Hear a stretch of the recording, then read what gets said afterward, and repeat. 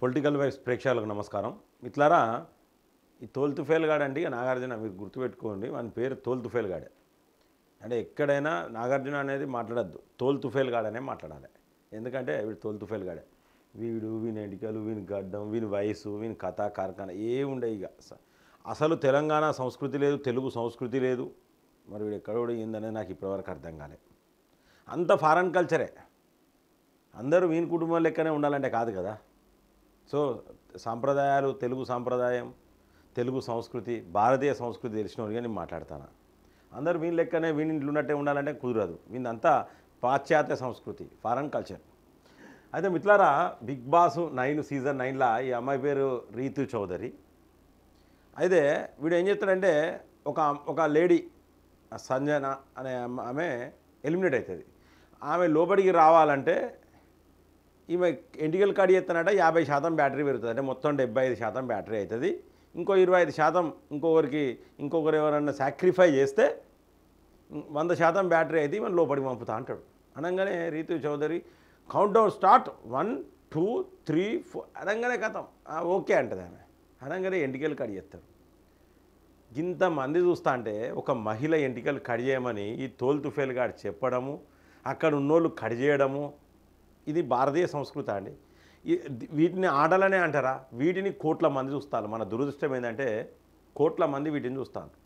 నాకు తెలిసింది కాబట్టి చెప్తున్నా. ఈ ఎంటికలు కట్ చేసే ప్రోగ్రాం నాకు ఇవన్నీ వస్తాయి, అప్డేట్స్ వస్తాయి. ఎందుకంటే వీని ఎంబడి కన్ను ఉన్నది నాది. వీడు ఎట్లయితే బిగ్ బాస్ అని కన్ను ఫోటో వేసిండో వీని మీద నా కన్ను కూడా ఉంటుంది ఖచ్చితంగా. సో మరి ఈ తోల్ తుఫేల్ గాడు చేసిన పని ఇది మంచిదేనా? ఎక్కడ పోయిందండి మహిళా కమిషన్? ఎక్కడ పోయింది? ఖచ్చితంగా దీన్ని సుమోటోగా తీసుకోవాలి మహిళా కమిషన్. కోర్టులు కూడా సుమోటోగా తీసుకోవాలి. ఇటువంటి ఆటలు, ఇవి ఆటలా? ఈ బిగ్ బాస్ అనేది ఒక షోనా? ఏదైనా కూడా ఇట్లా అవమానకరంగా ఉండే షోలు ఉండదు. ఆమె ఏడుస్తుంది. మరి ఆమె నిజంగా ఏడుస్తుందా?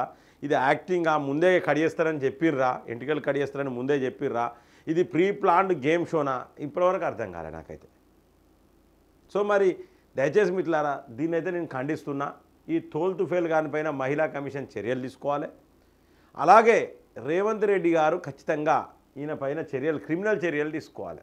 క్రిమినల్ చర్యలు, ఇటువంటి అడ్డమైన షోలకు ఇటువంటి హోస్ట్గా వ్యవహరించే ఈయన పైన, ఆ ఛానళ్ళ పైన ఖచ్చితంగా చర్యలు తీసుకోవాలి. ఎందుకంటే మన భారతీయ సంస్కృతిని, సాంప్రదాయాలను కాపాడాలి కాబట్టి, మనోభావాలను కాపాడాలి కాబట్టి. ఈ విధంగా ఇట్లనే ఎంటికలు వీని ఇంట్లో ఉన్న వాళ్ళకు కొరిగిస్తే వీనికి బిడ్డలు లేరు.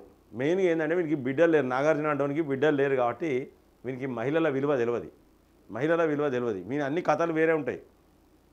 ఇన్కన్వెన్షన్ గూల్ చేసిరు, మంచి పని చేసిరు. దరిద్రం పోయింది. వీడు బ్యాటరీ అట పెరుగుతుందట. వీనికి బ్యాటరీ లేకుండా చేయాలి మిత్రులారా. ఈ నాగార్జున అంటోనికి బ్యాటరీ లేకుండా చేస్తేనే ఈ షోలు ఆగుతాయి.